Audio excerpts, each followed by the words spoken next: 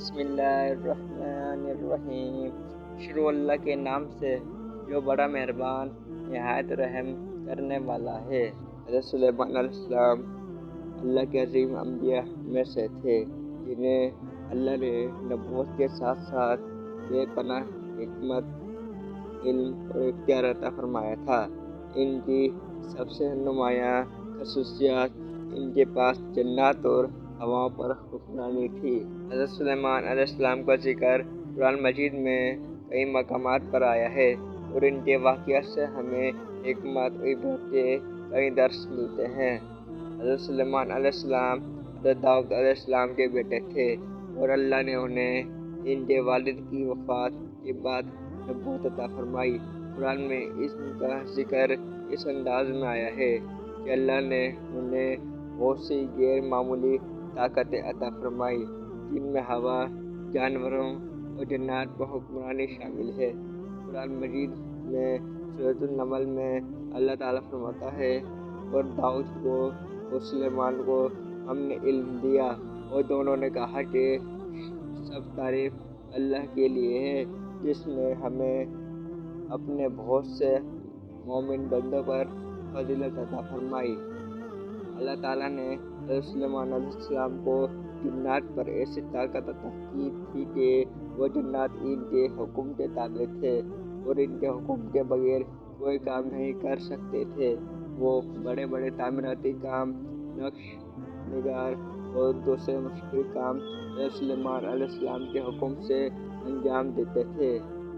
قرآن مجید میں اللہ تعالیٰ نے جنات کی حضرت سلیمان علیہ السلام کے تابع داری کا ذکر ان الفاظ میں کیا ہے، اور سلیمان کے لیے ہوا کو مسخر کر دیا کہ صبح کو منزل اس کی 1 مہینے کی ہوتی اور شام کی منزل بھی 1 مہینے کی، اور ہم نے ان کے لیے تانبے کا چشمہ بہا دیا، اور کچھ جنات اس کے آگے اس کے رب کے حکم سے کام کرتے، اور جو ہم سے حکم سے روگردانی کرتا اسے ہم آگ کے عذاب کا مزہ چکھاتے۔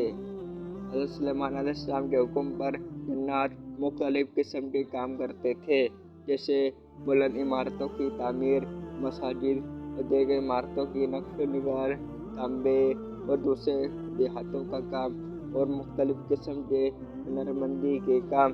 لیکن ان سب سے اہم بات یہ تھی کہ جنات حضرت سلیمان علیہ السلام کے حکم کے مکمل طور پر تابع تھے اور ان کی موت تک ان کے خوف سے زیادہ رہتے تھے۔ حضرت سلیمان علیہ السلام کی وفات کا واقعہ قرآن مجید میں سورۃ السبع میں بیان کیا گیا ہے۔ حضرت سلیمان علیہ السلام کی وفات کا وقت پہنچا، لیکن اللہ نے ان کی وفات کو جنات سے چھپا رکھا تھا تاکہ وہ اپنی مشقت جاری رکھیں۔ قرآن مجید میں اس واقعے کا ذکر اس طرح آیا ہے، پھر ہم نے اس پر موت کا حکم بھیجا تو ان کی خبر جنات کو کسی نے نہ دی سوائے زمین کی دیمک کے کہ وہ ان کے عصا کو کھا رہی تھی۔ پھر جب وہ گر پڑے تب جنات کو معلوم ہوا کہ اگر وہ غیب جانتے ہوتے تو اس ذلت کے عذاب میں نہ رہتے۔ اس آیت سے معلوم ہوتا ہے کہ حضرت سلیمان علیہ السلام کی وفات ایک طویل مدت تک جنات سے پوشیدہ رکھی گئی تھی۔ حضرت سلیمان علیہ السلام ایک عصا پر ٹیک لگائے کھڑے تھے اور جنات یہ سمجھتے رہے کہ وہ زندہ ہیں اور ان کی نگرانی کر رہے تھے، اس لیے وہ اپنے کاموں میں مشغول رہے۔ جب ایک مدت کے بعد عصا کو دیمک نے کھا لیا اور حضرت سلیمان علیہ السلام کا جسم گر گیا، تب جنات کو معلوم ہوا کہ وہ وفات پا چکے ہیں۔ حضرت سلیمان علیہ السلام کی وفات اور جنات کی حالت سے ہمیں یہ سبق ملتا ہے کہ اللہ کے سوا کوئی غیب کا علم نہیں رکھتا، حتیٰ کہ جنات بھی جو اپنی غیر معمولی طاقتوں کے باوجود حضرت سلیمان علیہ السلام کی وفات سے بے خبر تھے۔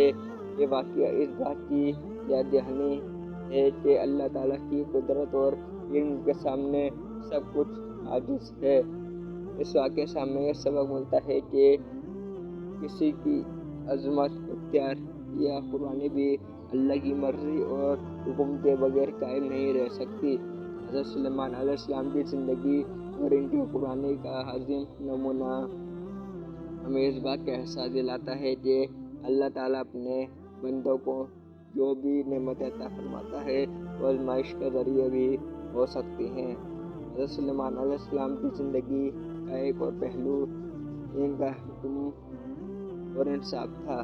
قرآن مجید میں ایک مشہور واقعہ مذکور ہے جب دو عورتیں حضرت سلیمان علیہ السلام کے پاس ایک بچے کے معاملے میں جھگڑا لے کر آئیں۔ دونوں عورتیں دعویٰ کرتی تھیں کہ بچہ ان کا ہے۔ حضرت سلیمان علیہ السلام نے اپنے فیصلے سے ان معاملے کو اس طرح حل کیا کہ انہوں نے بچے کو دو حصوں میں تقسیم کرنے کا حکم دیا۔ یہ حکم سنتے ہی ایک عورت نے کہا کہ بچہ دوسری عورت کو دے دیا جائے تاکہ بچی کی جان بچ جائے۔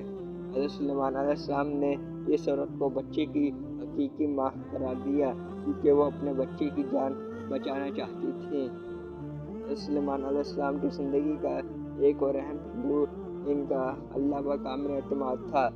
انہوں نے کبھی اپنی طاقت اور حکمرانی پر غرور نہیں کیا بلکہ ہمیشہ اللہ کی طرف رجوع کیا اور اپنے ہر کام میں اللہ سے مدد طلب کی۔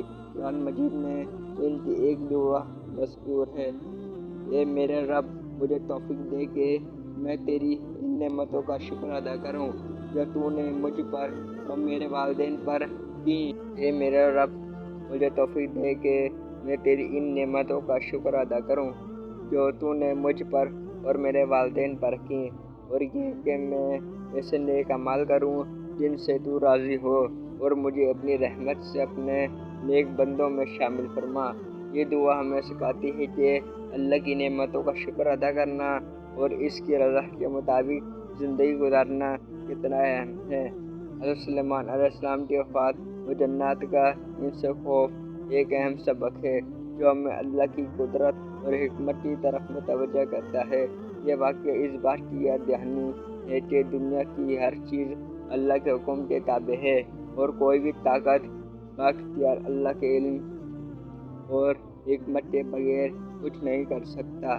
حضرت سلیمان علیہ السلام کی زندگی اور وفات کا واقعہ ہمیں تقویٰ، شکر گزاری اور اللہ پر کامل اعتماد کا سبق دیتا ہے۔ جنات کا حضرت سلیمان علیہ السلام کے حکم کے بغیر کوئی کام نہ کرنا اور ان کی وفات کا علم نہ ہونا اس بات کی طرف اشارہ کرتا ہے کہ حقیقی طاقت و علم صرف اللہ کے پاس ہے۔